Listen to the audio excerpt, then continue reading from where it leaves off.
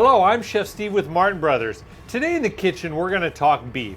We're gonna talk about top round, bottom round. So let's jump into this. You're gonna see here, we have a bottom round right here. It's actually a little bit of a smaller piece, a longer piece.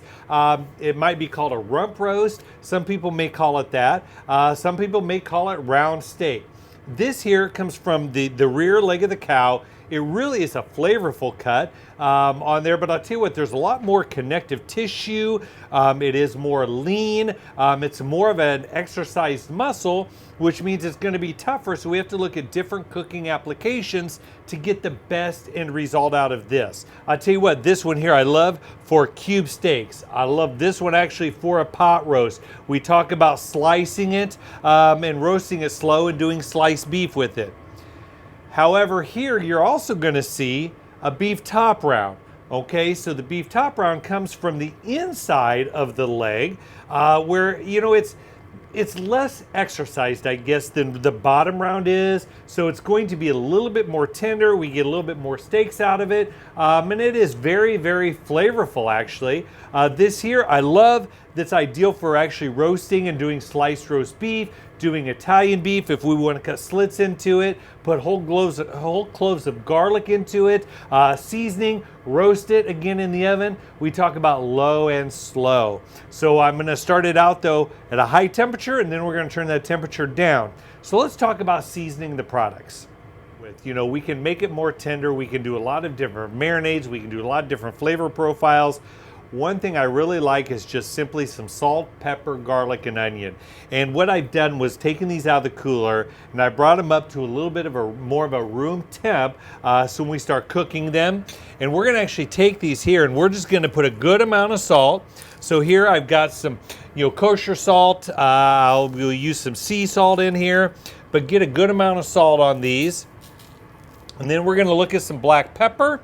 So we're going to sprinkle it down with a little bit of black pepper on here to give us some flavor to cook it in. This here, I've already trimmed some of the excess fat off of it. If it's very, very fatty, there's nothing wrong with trimming some off.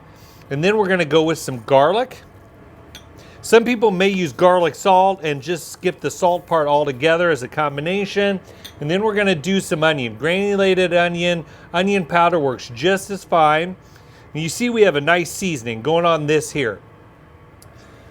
When we start cooking these rounds, whether we look at the bottom round, whether we look at the top round, if we are going to cook these in what we call a low and slow. I've started this out in the oven. As you can see here, I just brought one out of the oven and it looks fantastic. This here is a bottom round, the same as this cut right here. I started this out in the oven, seasoned just the same. I put it on a rack. And I went at 425 degrees for just about 15 minutes to get a really nice color on there, to get the crispiness on there. And we went through what we call the Maillard reaction, a scientific process with the amino acids and the proteins and the fat all changing structures and coming together. And then I turned that oven down to 300 degrees and then I covered with foil.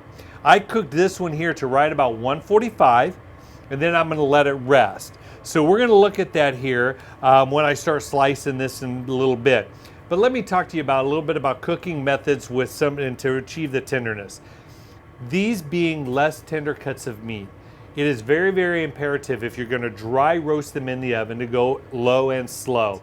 This I pulled out of the oven probably about 20 minutes ago and I just let it rest. I like a lot of that juice to come right, where it's kind of bound up in the middle. We wanted to let the meat relax, let that juice come out before we slice into it. Bringing these cuts of meat out of the oven and slicing right into them, we're going to lose all that moisture, lose all that juice. It's just going to shoot out of the meat and it's going to be gone. Another important, very, very important piece of information to have with these is how we slice. When we slice these, thinner, I think thinner is definitely better. If we have a slicer, the thinner we do it, we get a good flavor, but also against the grain.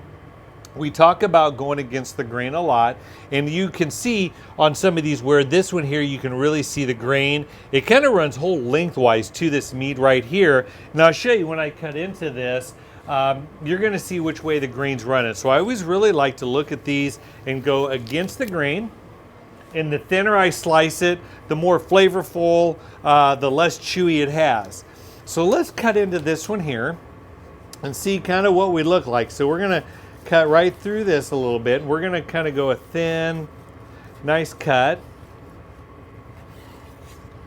Oh my gosh, look at those there. I'll tell you what, this actually, you can still see some of that juice in there. And we're cutting these kind of nice and thin in here. I'll tell you that, boy, this looks amazing. And there's just enough fat on here for flavor. I'll tell you, the crispy skin that's on top, somebody's definitely gonna be going for that. So we're starting to get a little bit thinner in there as we cut it. When we cut this bottom round thinner, when we want to do it for roast beef, as you can really see how thin this is where it's going to start to pull apart. You see how it just kind of pulls apart here? This is, we talk about how tender this is. So slicing with the grain, if we were to slice with the grain, we would not be able to pull this meat apart because all that connective tissue is still going to be there and hold it in place with that. So when we look at a top round, we look at a bottom round, very, very similar cuts. The top round, again, I love it for a dry roasting, for a roast beef, something we're gonna slice real thin for sandwiches or hot beef. The bottom round, I love this one for more of a dry heat roasting, works very well for a sliced roast beef. I also love this as a pot roast. You know, chuck roast is another cut of beef, a primal cut and a subprimal cut, depending on which part you get, that works well for pot roast. But don't ever take away from a bottom round to use the pot roast as well. It's got plenty of this fat on top, even though it may be a little bit more lean on the inside, leaving some of this fat here. It really cooks down well and makes a wonderful pot roast. All right, so boy, this is a bottom round that we've just roasted off. It's come out of the oven. We've let it rest here for about 20 minutes or so. So I'm gonna start slicing into this. And again, we talk about, you know, the thinner that we can slice it, the better, the more tender, the more flavorful it's gonna be. You can see, you know, I do have some of that fat cap on the top. I do leave some of the fat in there. I like to say fat is flavor, but I also really like the crispiness of this fat that I've got on top as well to change it. But boy, you can see in here actually how moist, how juicy that is. You know, by leaving it rest and leaving it set, you see all that juice just running right out of there. So we have taken really a bottom round, again, an economical cut of beef, and just by how we prepared it, it is gonna work wonderful for whether we wanna use it for a sandwich, whether we wanna use it for a dinner entree, a lunch entree, whether we wanna cut it up and sear the cubes off and do a beef stroganoff dish, a beef and noodles dish, a pot roast works wonderful with that. So whether you choose the bottom round, whether you choose the top round, they both have their positives to them. But again, with both cuts, low and slow cooking method, both cuts can be flavorful. They both serve their own purpose. So it's really up to you in terms of which way you want to go. I love the top round for slicing for cold deli roast beef. Thanks for watching. I'll tell you what, this bottom round, this top round, this beef video has been a lot of fun. I'm enjoying this beef here. This is an amazing flavored roast beef. So I'll tell you what, you know what it's time for right now? It's time for me to have a little slice of this to see how good this beef came out. So let's see if we can tear this one down. Look at how, boy, look at how good that is. If you all don't mind, I want the fat, I want the skin, and I want the beef. Oh. This is beef from Martin Brothers. Oh, it's good. Thanks for watching. Oh. I like this one.